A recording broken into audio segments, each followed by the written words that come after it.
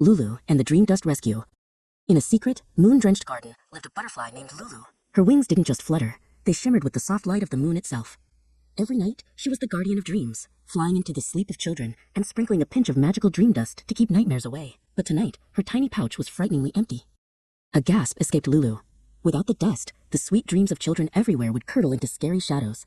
She remembered an old legend, a whisper among the fireflies. The only source for new dream dust was at the very top of the night's rainbow. It was a long, perilous journey, but the thought of a child's frightened whimper gave her courage.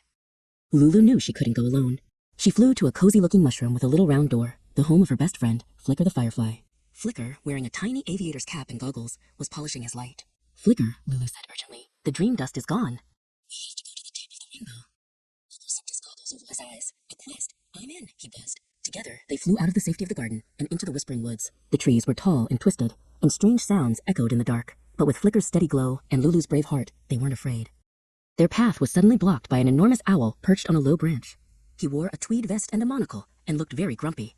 "Halt," he hooted, his voice deep and stern. "This is the path to the rainbow, and it is guarded. None shall pass without answering my riddle."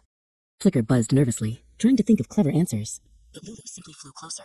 "Sir," she said, her voice trembling but sincere, "I don't have time for riddles. The children's dreams are in danger. Without my dream dust, they will be filled with fear." The great owl, Barnaby, peered at her through his monocle, his grumpy expression softening just a little.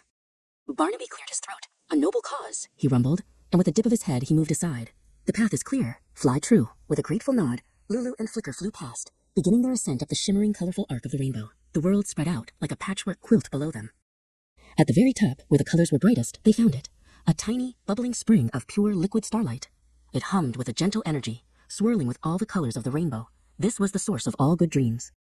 Carefully, Lulu dipped her pouch into the magical spring. It instantly filled with shimmering, sparkling dust, glowing with a warm, comforting light. Her mission was a success. Overjoyed, she and Flicker turned and flew back home, their journey back much faster with hearts full of relief. Lulu didn't waste a moment. She flew straight to a child's window and found a little boy tossing and turning in his sleep. With a gentle flutter, she sprinkled a pinch of the fresh dream dust over him.